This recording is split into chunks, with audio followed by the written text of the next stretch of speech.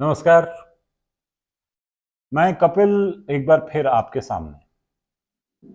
देखिए, जब से जगदीप धनखड़ जी ने इस्तीफा दिया है, हर तरफ सिर्फ उनकी सेहत, इस्तीफे, उस्तीफे और उनके कामों की बातचीत हो रही है। लेकिन मैं इस मामले पर यानी जगदीप धनखड़ जी के बारे में कुछ नहीं बोलूंगा। पिछले दिनों मुझे बड़ा आश्चर्य हुआ था जब उन्होंने संविधान की प्रस्तावना में पंथ निरपेक्ष, समाजवाद और अखंडता शब्दों को नासूर बताया था, जबकि उपराष्ट्रपति बनने के लिए उन्होंने इसी संविधान की शपथ ली थी। Darkest period for the constitution of the country. And in the process, if you deeply reflect, we are giving wings to existential challenges. These words have been added as Nasur. भाई, देश का कोई साधारण नागरिक ऐसा कहता तो पक्का उसके खिलाफ खुद कोर्ट ने ही स्वतः संज्ञान ले लिया होता। लेकिन संवैधानिक पदों पर बैठे लोगों की बात अलग होती है। वो कुछ भी कह सकते हैं, फिर चाहे वो संविधान के खिलाफ ही क्यों ना हो। उनके खिलाफ कोई बात नहीं की जा सकती। खैर, जो भी हो, मैं जगदीप धनखड़ जी या उनके स्वास्थ्य के कारण दिए गए इस्तीफे के बारे में कुछ नहीं कहूंगा। भाई, तबीयत खराब हो तो इंसान दे ही देता है इस्तीफा। इसमें इतनी बड़ी बात क्या है? तबीयत खराब होने के कई रीजन हो सकते हैं। देखिए, जिसकी खराब हो तबीयत वो दे देता है इस्तीफा। धनखड़ जी ने दे दिया, चाहे कुछ भी हुआ हो। हम धनखड़ जी के बारे में कुछ नहीं बोलेंगे। धनखड़ जी ने उपराष्ट्रपति रहते हुए ऐसे ऐसे कमाल के काम किए थे कि जिनकी मिसाल खोजें तो बहुत मुश्किल होगी। सदियों में ऐसा उपराष्ट्रपति होता है जनाब, जो संसद को विपक्ष विहीन कर दे। ऐसा तो महामानव तक आज तक नहीं कर पाए। सदन से सीधे 141 सदस्यों को बाहर करने जैसा कारनामा करना कोई हंसी ठट्ठा नहीं था। ऐसे कारनामे आपको भारतीय लोकतंत्र के इतिहास में तो देखने को नहीं ही मिलेंगे। एक नया इतिहास ही लिख दिया गया था। भाई, विपक्ष की ऐसी तैसी जैसी धनखड़ जी ने की, वैसी किसी उपराष्ट्रपति ने नहीं की थी अब तक। खैर, अब तो उन्होंने तबीयत खराब होने की वजह से इस्तीफा दे ही दिया है। अब चाहे जो भी हो, कुछ भी कहना चाहे कोई भी कहे, हम तो धनखड़ जी या उनके स्वास्थ्य के वजह से दिए गए इस्तीफे के बारे में कुछ नहीं बोलेंगे। राणा की पुतली फिरी नहीं तब तक चेतक मुड़ जाता था, यूं ही एक मशहूर कविता की पंक्ति याद आ गई तो सुना दिया। आप जानते ही, कुछ याद आता है तो मैं सुना ही देता हूं। खैर साहब, विपक्ष ने कभी जगदीप धनखड़ को चैन नहीं लेने दिया। जब जगदीप धनखड़ ने 2019 में पश्चिम बंगाल का गवर्नर पद संभाला था तो ममता बनर्जी ने उनके खिलाफ कई शिकायती पत्र लिखे थे। जगदीप धनखड़ जी ने पहली बार बंगाल में यह दिखाया था कि एक गवर्नर को किस तरह काम करना चाहिए। उन्होंने सही मायनों में वहां केंद्र का प्रतिनिधित्व किया था। ममता बनर्जी के खिलाफ ट्विटर पर ऐसा मोर्चा खोला कि ममता बनर्जी ने उन्हें ट्विटर पे अनफॉलो कर दिया। और आगे बात है भाई, मैं दावा करता हूं कि आप कोई ऐसी और मिसाल खोजकर नहीं ला सकते जब गवर्नर को किसी सीएम ने ट्विटर पर अनफॉलो कर दिया हो। ममता की बंगाल में चुनी हुई सरकार है, लेकिन धनखड़ जी ने अपने गवर्नर काल में दिखा दिया कि गवर्नर के आगे चुनी हुई सरकार की क्या हैसियत है। ममता दीदी को हर रोज किसी न किसी मामले में सफाई देनी पड़ती थी। अरे, फाइल चलाना, फाइल पास करवाना, ये तो गवर्नर के हाथ में होता है। ऐसे में किसी भी राज्य की चुनी हुई सरकार क्या कर लेगी जब जगदीप धनखड़ जैसा गवर्नर उसके सामने होगा। सुना है राज्य के मुख्य सचिव को, अन्य अफसरों को छोटी छोटी बातों पर तलब कर लेते थे। एक तरह से अनौपचारिक वैकल्पिक आधिकारिक राज्य तंत्र ही खोल बैठे थे। और विद्वानों का कहना है कि गैर भाजपा शासित प्रदेशों में अब जो भी गवर्नर काम कर रहे हैं, उन्हें काम करने का यह तरीका जगदीप धनखड़ जी से ही पता लगा था। खैर, जगदीप धनखड़ जी ने जैसा भी काम किया हो, जैसी भी मिसाल सामने रखी हो, अब तो उन्होंने स्वास्थ्य कारणों से इस्तीफा दे दिया है। अब हम जगदीप धनखड़ या उनके इस्तीफे के बारे में कुछ नहीं बोलेंगे। वैसे 30 जुलाई 2019 को वो गवर्नर बने और 30 जुलाई 2022 से पहले ही उन्होंने ये पद छोड़ दिया। छोड़ क्या दिया? अब इतने टैलेंटेड व्यक्ति को सिर्फ एक राज्य के मुख्यमंत्री को परेशान करने के लिए तो छोड़ा नहीं जा सकता था। इसलिए मोदी जी ने उन्हें सीधे उपराष्ट्रपति बना दिया।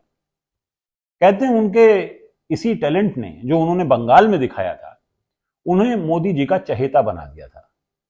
अब मोदी जी उनके चहेते थे या वो मोदी जी के चहेते थे, ये कहना हमारे लिए तो भाई जरा मुश्किल ही है। मैं आपको एक बात कहना चाहूंगा, पिछली शताब्दी के महापुरुष महात्मा गांधी थे, इस शताब्दी के युग पुरुष नरेंद्र मोदी हैं, इस शताब्दी के युग पुरुष नरेंद्र मोदी हैं। महात्मा गांधी जी ने सत्याग्रह और अहिंसा से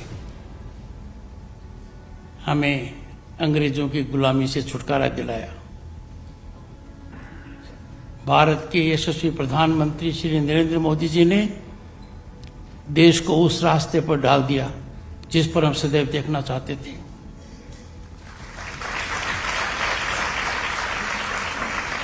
इन दोनों महानुभावों में father of the nation Mahatma Gandhi and our Prime Minister Narendra Modi, one thing is common.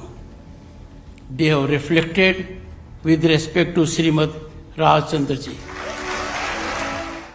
लेकिन लोग कहते हैं कि मोदी जी को वो कितना मानते थे, ये उनकी मोदी जी के साथ वाली तस्वीरों से साफ झलकता है।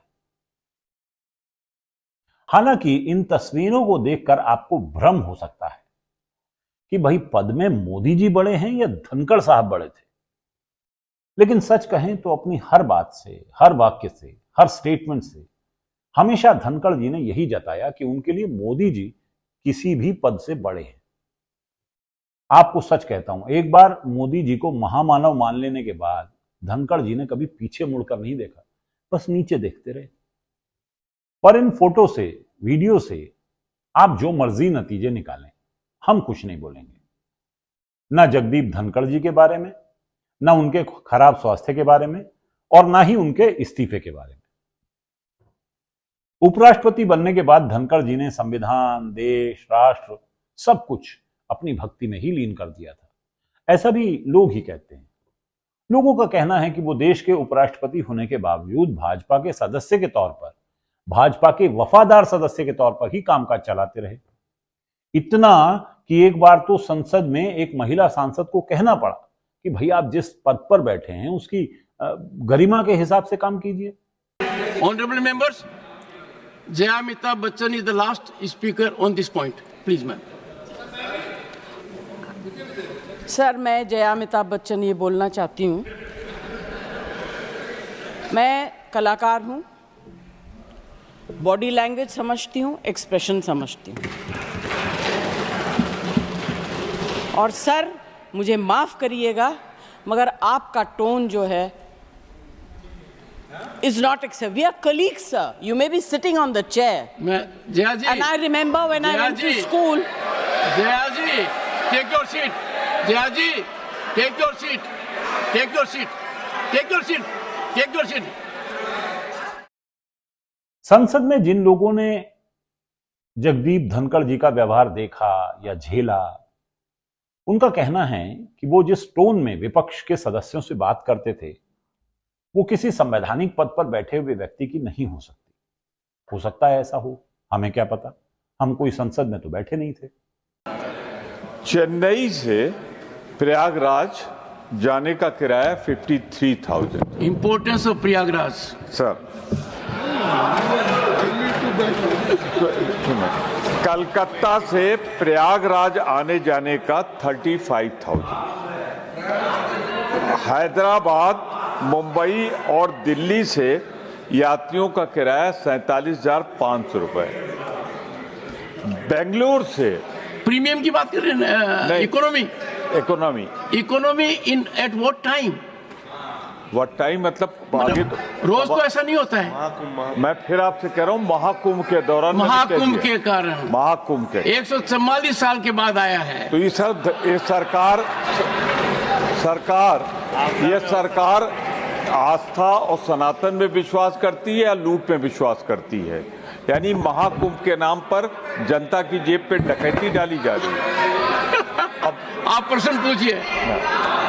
Let the honorable member Bangalore ask the से question. प्रयागराज का किराया क्या हो जाता? क्या मैं माननीय मंत्री जी से जानना चाहता हूं, मेरा सवाल तो सुन लीजिए कि ये, हाँ वही मैंने कहा, मैं यही कहना चाहता हूं, क्या माननीय मंत्री जी से मेरा अनुरोध है कि धर्म के नाम पर लूट बंद कर दें, सनातन के नाम पर लूट बंद कर दें और इन किराए को सब्सिडाइज करेंगे, सब्सिडाइज करेंगे ऐसा या है। नॉर्मल दिनों के जो किराया है उससे ज्यादा से ज्यादा डबल वृद्धि। प्रमोद जी, आप तो प्रयागराज के निवासी हैं जी, थोड़ी सनातन के लिए पाचन शक्ति बढ़ाइए। इसलिए सही बात तो यही है कि हम जगदीप धनखड़ या उनके खराब स्वास्थ्य के कारण दिए गए इस्तीफे के बारे में कुछ नहीं बोलेंगे। वैसे धनखड़ जी के भाजपा के वफादार सदस्य होने की बात कुछ हजम नहीं होती। भाई अपने पूरे राजनीतिक जीवन में वो जनता दल में भी रहे, जिससे वो चुनाव भी जीते, सुना कांग्रेस में भी रहे कुछ समय, और उसके बाद वो मोदी जी से प्रभावित होकर भाजपा में शामिल हुए। वो कई चुनाव लड़े जिनमें कुछ जीते और कुछ हारे भी, पर ये हार जीत तो मान लीजिए चलती ही रहती है। इसलिए जगदीप धनखड़ जी या उनके खराब स्वास्थ्य के कारण दिए गए अचानक इस्तीफे के बारे में हम कुछ नहीं बोलेंगे। कुछ लोगों ने मार दे पोस्ट पर पोस्ट सोशल मीडिया पर वबाल काटा हुआ है कि भाजपा ने जोर जबरदस्ती से उनसे इस्तीफा दिलवाया है। हम ऐसा क्यों कहें? सुना है कि संसद में विपक्ष द्वारा राज्यसभा में जो प्रस्ताव पेश किया गया उसे धनखड़ जी ने स्वीकार कर लिया। उनकी इसी बात से मोदी जी नाराज हो गए और सुनने में तो यह भी आया है कि उन्हें बताया गया कि या तो भैया इस्तीफा दो और अभी दो, वरना तुम्हारे खिलाफ अविश्वास प्रस्ताव लाया जाएगा।